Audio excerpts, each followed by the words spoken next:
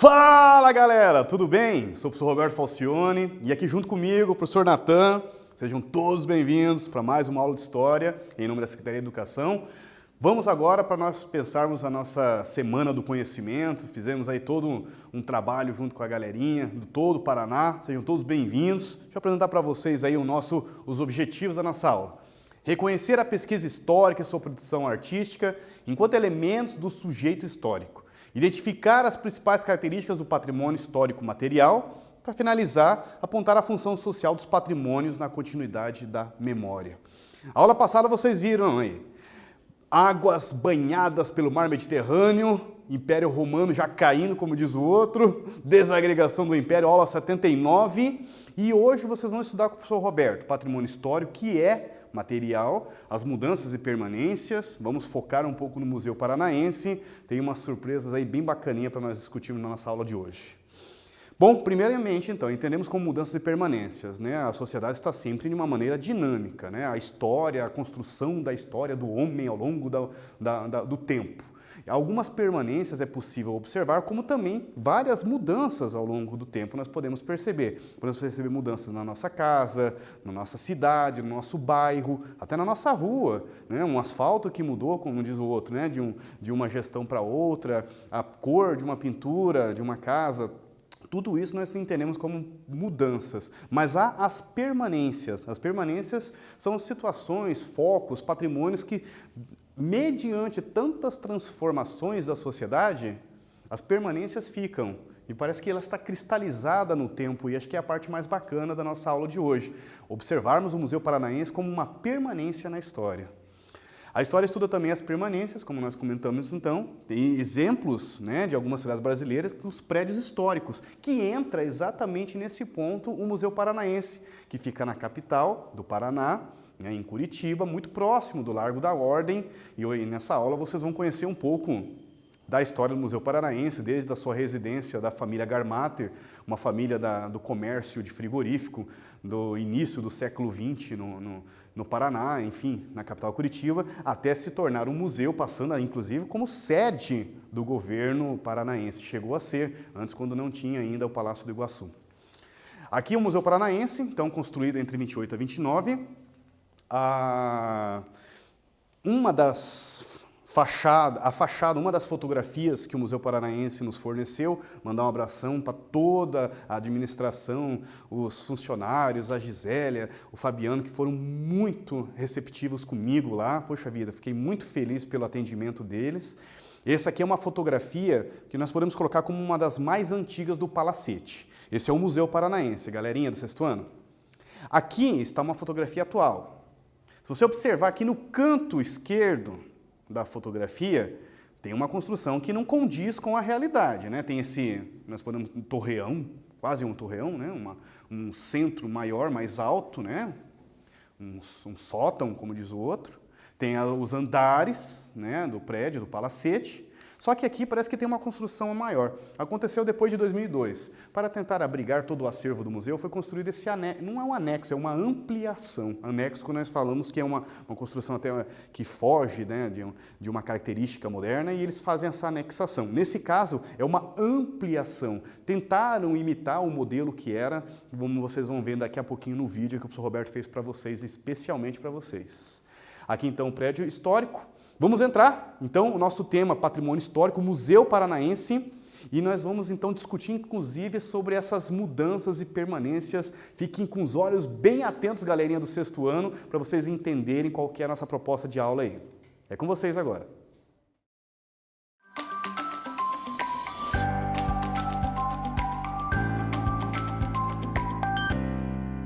E aí, galerinha, chegamos no lugar. Vou apresentar para vocês o famoso Museu Paranaense. Estamos aqui na capital do Paraná, em Curitiba, na região próxima ao Largo da Ordem, um local que nós consideramos, né, enfim, histórico da capital do Paraná. Aqui atrás de nós, então, o famoso prédio do Museu Paranaense. E eu já começaria, junto com vocês, fazendo uma análise. Gostaria que vocês pudessem participar, me ajudar nessa aí. Observem aqui do meu lado, desse lado, nesse lado do prédio, eu gostaria que vocês pudessem analisar comparando o que está atrás de mim, o que vocês apontariam como diferente no prédio? O que tem de diferente nesse prédio, galerinha do sexto ano? A cor? Sei não, hein, professor? A cor? As janelas, professor? Exatamente. Eu gostaria que vocês pudessem observar, né? Tem aquelas duas árvores ali, até como ponto de referência nosso. Aquela área do prédio, ela é uma ampliação que foi construída após a sua construção original. Então podemos dizer que deste lado estaria a construção original. Esse seria o prédio, construído em 1928, né? Enfim, ou terminado, né? E este lado que vocês estão vendo, com as janelas, que você vê que é uma característica bem diferente da originalidade, não é um anexo, é uma ampliação da construção original do prédio. Foi construído inclusive por causa do museu, para tentar, né, enfim, atender a demanda, o acervo muito grande do Museu Paranaense, enfim, para poder atender a todas as pessoas. Mas o que é bacana dessa ampliação do prédio foi eles tentarem, né, como vocês podem observar, manter a originalidade do prédio. Aos olhos, vamos dizer assim, passados menos atentos, como eu, inclusive, demorei muito para, pegar ali a mudança, diria que é praticamente o mesmo prédio, mas o prédio original é apenas o que está daquela segunda árvore para cá, ou seja, o que tem aquele torreão na frente. Nosso tema é patrimônio histórico, material. O museu também é um patrimônio histórico, como vocês vão ver daqui a pouco, nós vamos entrar lá dentro junto com o professor Roberto. Olha, se preparem, galerinha. Enfim, inclusive a sua construção está relacionada a uma história de uma residência, de uma família. E na década de 80, ou melhor, em 1987, ele passa a ser tombado. E tombado não é derrubado, pelo contrário, galerinha, é preservá-lo. Né? Ele passa a estar no livro do tombo dos patrimônios históricos do SPAM, por exemplo, né? Dos patrimônios históricos e artísticos do Brasil. Então, esse é um ponto muito importante para nós entendermos a função do patrimônio histórico. Então, um patrimônio histórico material, algo físico, está aqui um exemplo, o Museu Paranaense, que você sente, você pega, né? Você entra dentro dele. E o patrimônio, que vocês viram nas explicações da aula, o patrimônio histórico imaterial, né? Algo que você não pode pegar. O fazer, como nós comentamos, a capoeira, o dançar a capoeira, né? Você não tem como pegar a dança da capoeira, mas se alguém dançar, você pode até ver. Mas se ninguém dançar, a dança da capoeira ela não existe, não é mesmo? Então ela é um patrimônio histórico imaterial, por exemplo, né? E algumas culinárias, por exemplo, relacionado inclusive à mandioca no Nordeste. A receita é um patrimônio histórico, mas se ninguém fizer, não existe aquela receita, ok? Essa é a grande diferença então. Então, dentro desse universo do patrimônio histórico material, que hoje nós vamos então focar junto com vocês aqui, entra o Museu Paranaense, vamos ver essas mudanças e permanências, e inclusive, a gente fecha ali com a cereja do bolo, como a gente sempre diz, né? Como que nós podemos entender a função social dentro da nossa sociedade, na nossa memória? Como que o patrimônio histórico, o Museu Paranaense, liga as pessoas? E a cereja do bolo seria os povos indígenas Chetás, que vocês já estudaram com o professor Roberto nas aulas 60 e alguma coisinha, como diz o outro. Nós vamos retomar hoje, apresentar para vocês o acervo, né, do famoso Vladimir Kozak. O professor Roberto comentou nas aulas, né, fascinante. Antes que acontecessem, como infelizmente aconteceu, né? Desculpe a redundância, enfim, o genocídio dos Chetás no oeste do Paraná, na região de Umuarama, naquela região do oeste, na década de 50, no final da década de 50. Os 8 sobreviventes, inclusive, hoje nem são mais 8, né?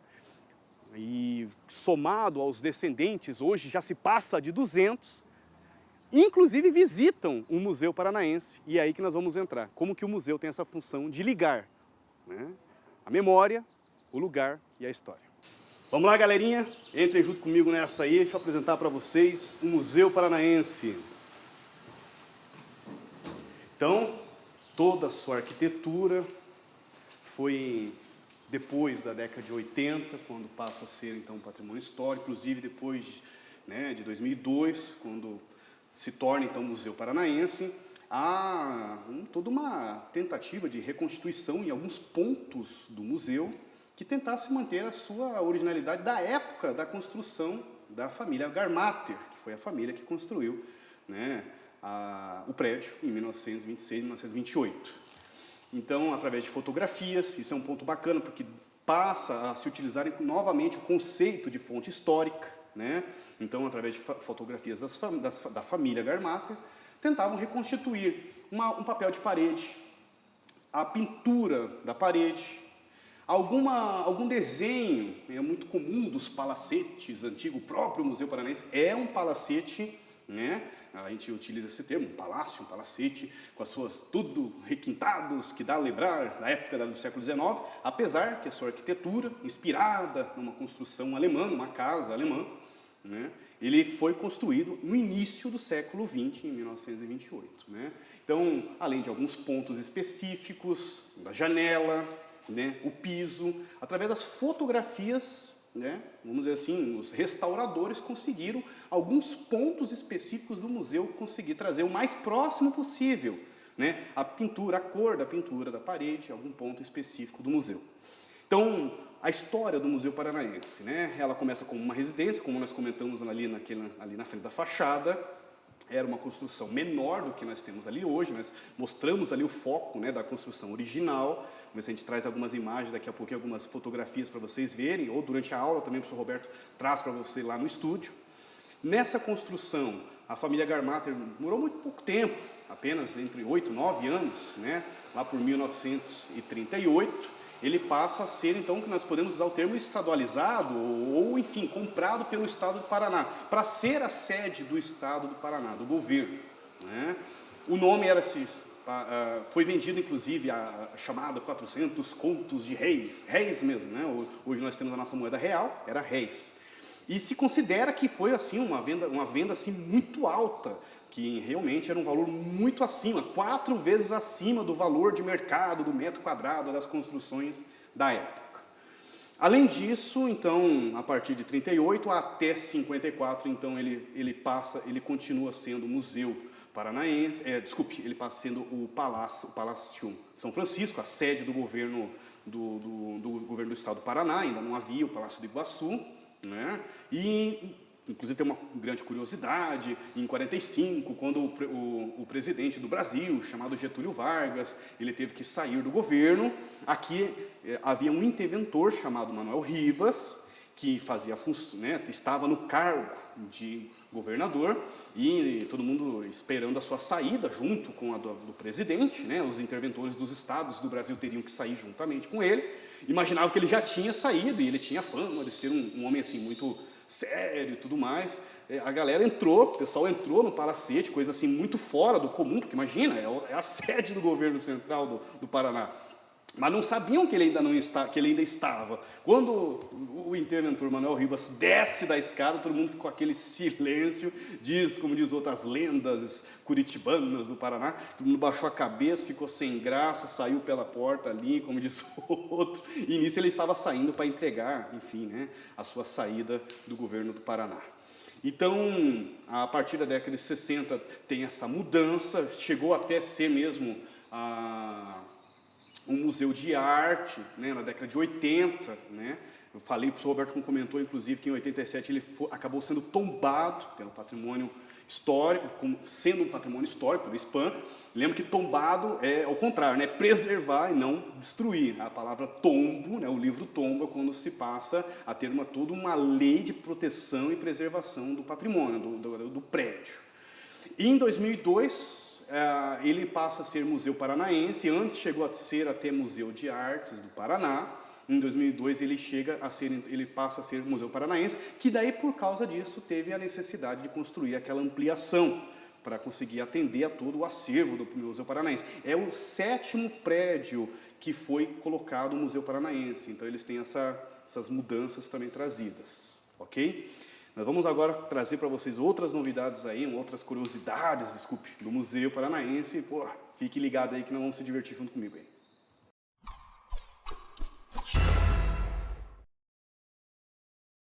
E aí, voltei. Gostaram do vídeo?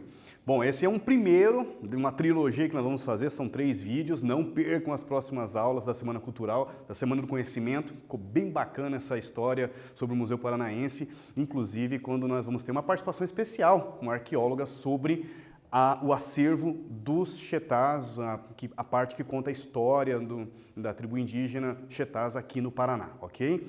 Convidadíssimos vocês todos aí, galerinha. Vamos dar continuidade à nossa aula, novamente com o tema de permanência. Agora ficou bem claro para a gente ter uma noção do que nós entendemos como uma originalidade, as ampliações, mas ainda assim é uma ideia de uma permanência na sociedade mediante tantas transformações que Curitiba, todo um processo de modernização, um processo de urbanização que todas as cidades passam. Nós temos as permanências. O Museu Paranaense é um exemplo de permanência. Ele entra nas categorias de patrimônio material como o histórico, como o professor Roberto comentou lá nas gravações. A Constituição Federal, em 88, já ampliava o termo de patrimônio e foi criado 2 tipos de patrimônio, chamado material, como eu brinquei lá no termo, né? O material dá para você pegar, é matéria, é física. E o imaterial, o metafísico, como a gente brincaria aí junto com os HQs. O metafísico é aquilo que você não pega. A dança da capoeira, como o professor Roberto comentou, a gente não tem como pegar, né? A gente vê a dança, os capoeiristas fazendo a dança, mas a dança não tem como pegar. O capoeirista dá, mas a dança não tem como. Aí são patrimônios imateriais, que na próxima aula vamos estudar.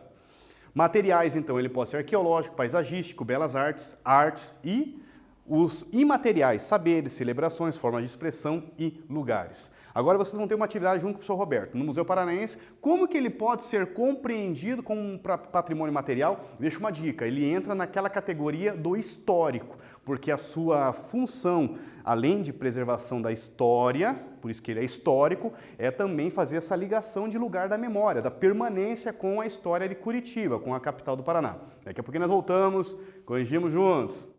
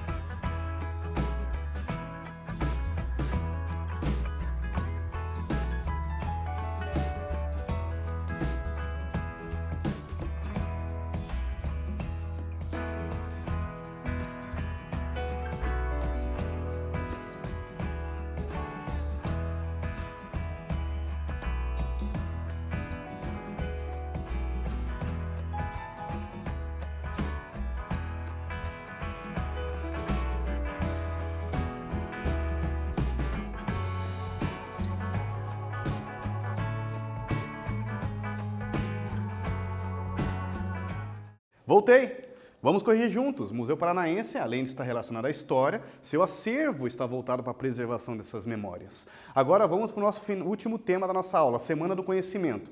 Tem uma proposta para toda a galerinha do 6º ano do Paraná todo, a participar junto conosco, a fazer agora, à sua vez, um patrimônio histórico que você pode escolher, que está relacionado com a sua história.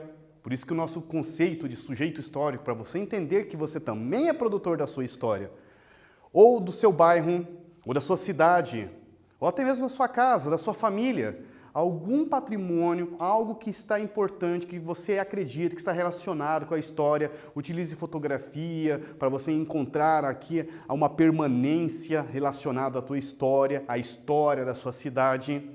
Você vai fazer uma maquete, é um convite que eu faço a todos vocês, aí é um desafio do professor Roberto, montar uma maquete e que vocês vão poder colocar a hashtag da Semana do Conhecimento do Paraná 2020, que eu vou colocar daqui a pouquinho no slide para vocês. Vocês, poxa vida, podem publicar nas redes, quem pode, quem tem condições, quem tem autorização dos pais, publiquem nas redes sociais ou enviem para nós, através do Classroom. Participe junto com o professor de história de vocês, a professora de história, vai tirar as dúvidas, todas as orientações para vocês fazerem esse material. Agora é a vez de vocês. A gente brinca que é a mão na massa. Então vocês, com a orientação do professor, escolham um prédio, uma rua, como o professor Roberto falou, algo importante para vocês. Enviem para esse material hashtag Semana do Conhecimento ou hashtag Aula Paraná História ou pelos e-mails semana do conhecimento ced@escola.pr.gov.br. Utilize as redes sociais quem pode, quem tem condições e quem a papai e a mamãe autorizou.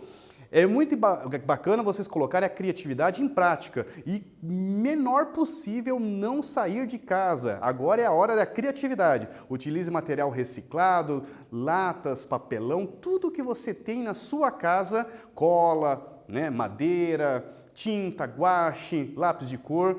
Como o professor Roberto falou, agora é com vocês e botar a criatividade em prática. Combinado? Nós se vimos aí nas próximas aulas, o professor Roberto vai comentar um pouquinho mais com vocês sobre patrimônio histórico. Não percam a aula 81. Quero agradecer a todos vocês que vieram junto comigo nessa.